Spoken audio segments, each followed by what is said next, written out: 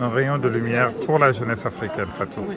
Mais je voudrais qu'ils soient libres par rapport à l'histoire. Parfois, les gens méprennent mes propos.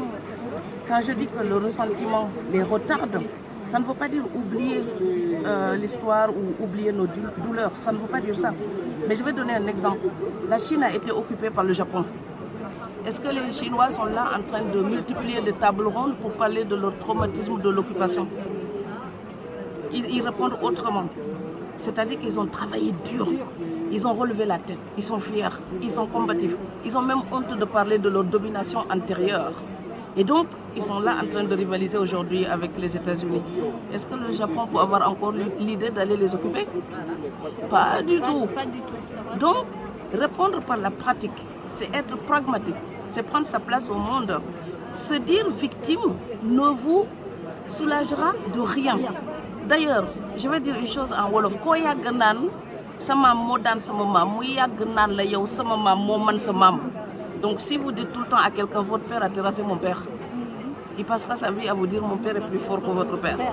C'est ça que je voudrais enlever dans la tête de la jeunesse africaine, leur dire libérons-nous. Nous n'ignorons pas nos douleurs.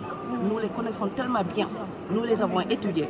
Mais nous sommes assez mûrs, assez grands, assez autonomes, assez intelligents pour nous dire qu'il y a un autre chemin possible. On nous a trompés hier, aujourd'hui j'ai les yeux ouverts. Donc comptez sur moi pour revendiquer mes droits et la dignité de l'Afrique. C'est ça que je voudrais que toute la jeunesse africaine se mette dans le cœur. Partout on essaie. On essaie. Donc quand un jeune Africain me dit, moi je ne peux pas continuer les études, mes parents n'ont pas les moyens, je lui dis, mais attends, hérésie. C'est exactement parce qu'ils n'ont pas les moyens que tu dois absolument étudier pour ne pas vivre comme eux. Et donc moi je partage ce qui m'a sauvé. Je ne suis pas là pour dire aux gens, t'as mal, mais tu pleures, tu as raison, continue. Non, ça c'est du mépris. Moi je veux dire aux gens, j'ai eu mal, j'ai tellement pleuré, je me suis relevée. Ma détermination, c'était ma vie sur la balance. Parce que je veux l'horizon. Et nous méritons tous l'horizon.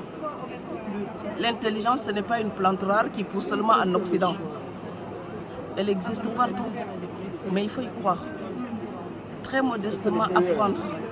Prendre l'intelligence où qu'elle se trouve. Qu'on arrête de nous dire, ah mais elle est vendue à la France. Je ne me suis pas vendue, je me suis donnée. J'ai aimé un homme, j'ai suivi. C'est ma vie privée. Ça ne m'empêche pas de porter l'Afrique dans mon cœur. Les humains ne sont pas des baobabs ou des cocotiers. À Niodior, j'ai laissé les cocotiers de mon grand-père. Dans ma tête, j'ai les mots de mon grand-père et de ma grand-mère. Je les emporte partout. Les racines, c'est comme nos neurones. On se déplace avec. Et le monde, là, il a gommé intellectuellement les frontières.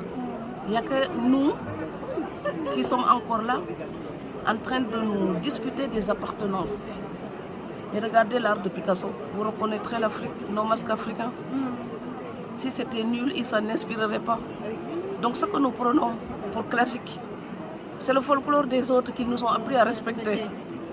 Donc Kholal Manela, Ananga Fecha Jala, Korfade Senghor Falora Dabaye, Yon Faden Som Fela Hami. Et j'ai même écrit une chanson inspirée des chants bibliques sérères pour encourager les gens au travail. Et c'est moi qui l'ai écrit. Korma Maroga Fedanga Django. Ça c'est moi. Donc ça veut dire quoi? Kormama, donc c'est quand on fait l'éloge d'un homme, d'un garçon, d'un frère ou d'un chéri. Donc bravo. Le soleil se lève, lève-toi et va travailler. Le lendemain, c'est ce que nous en faisons. Le rideau ne se lève pas tout seul. On voit les rayons du soleil, mais il faut écarter son rideau soi-même.